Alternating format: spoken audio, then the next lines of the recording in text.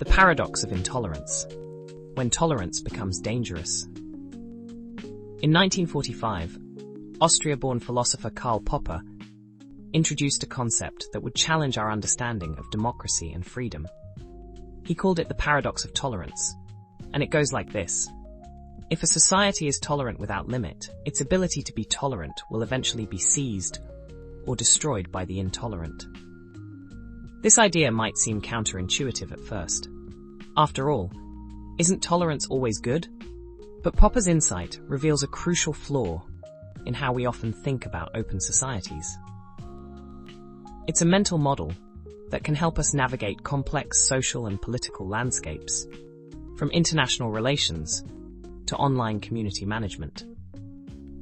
If you'd like to learn more about other mental models like this one, please like the video and subscribe to the channel. The Paradox of Tolerance, Popper's warning. Karl Popper wasn't just any philosopher. He was a man who had seen firsthand the rise of totalitarianism in Europe.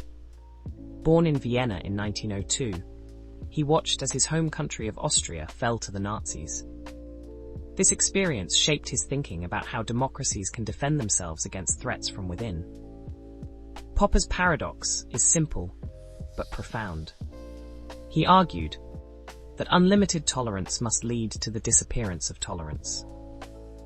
If we extend unlimited tolerance, even to those who are intolerant, if we are not prepared to defend a tolerant society against the onslaught of the intolerant, then the tolerant will be destroyed, and tolerance with them.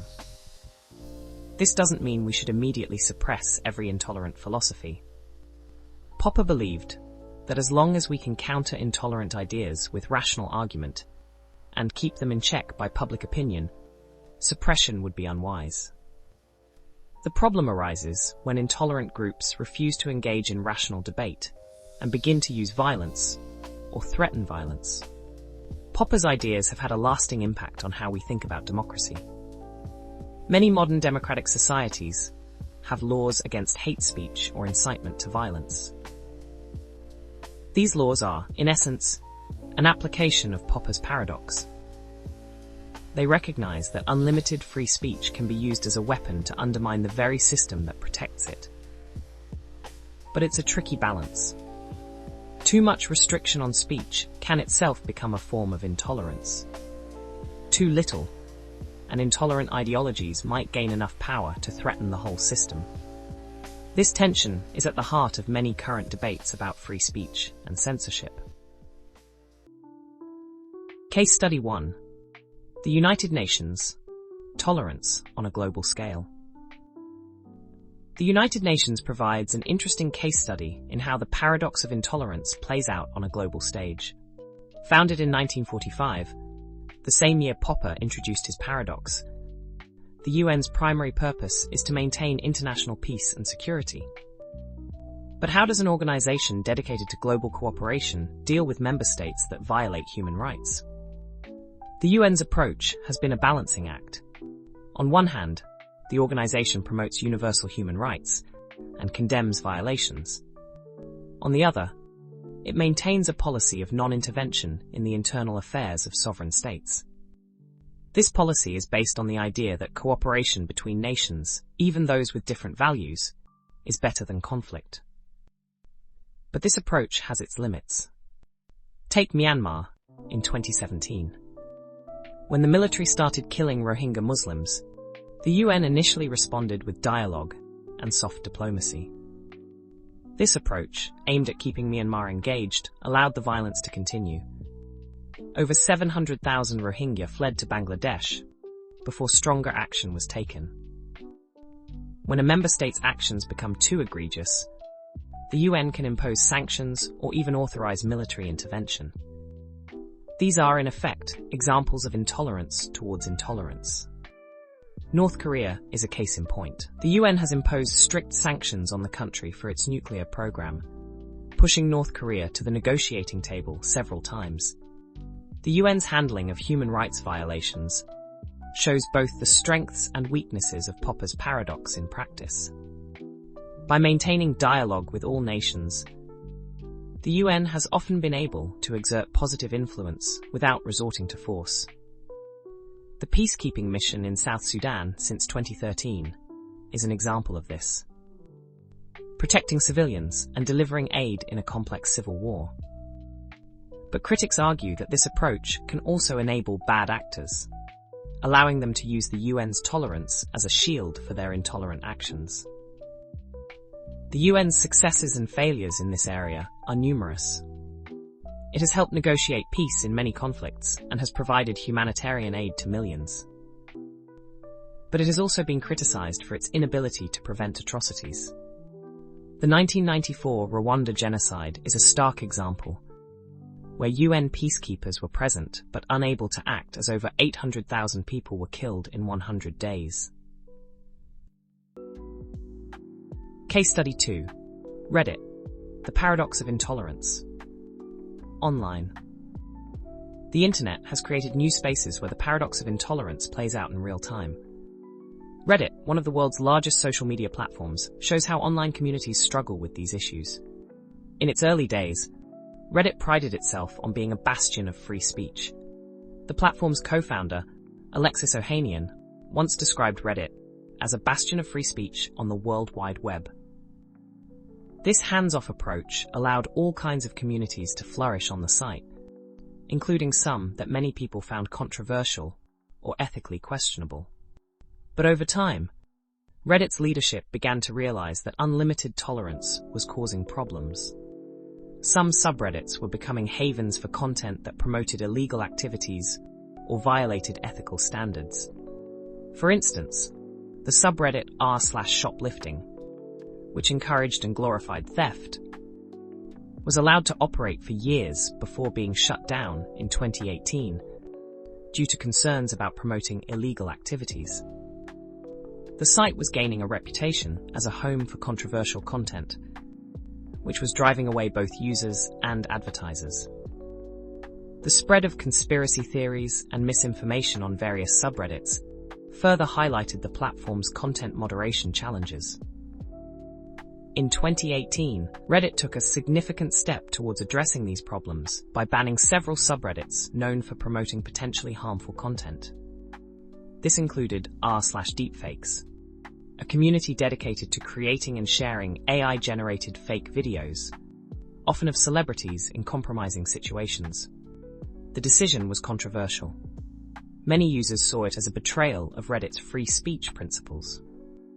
Others argued it was necessary to preserve privacy rights and prevent the spread of misleading content. Since then, Reddit has continued to evolve its content policies. It now has rules against harassment, illegal activities, and content that encourages violence. In 2020, the site banned Ask the Donald, a subreddit with over 790,000 members dedicated to supporting former President Donald Trump, citing repeated rule violations. This move was seen as particularly significant given the subreddit's size and political nature. Reddit's journey is a clear example of the paradox of intolerance in action. The site started with near unlimited tolerance, only to find that this approach allowed problematic groups to flourish. These groups not only made the platform unpleasant for many users, but also threatened Reddit's very existence as a business. By implementing stricter policies, Reddit was, in essence, becoming intolerant of intolerance. And while this approach has its critics, it has generally been successful.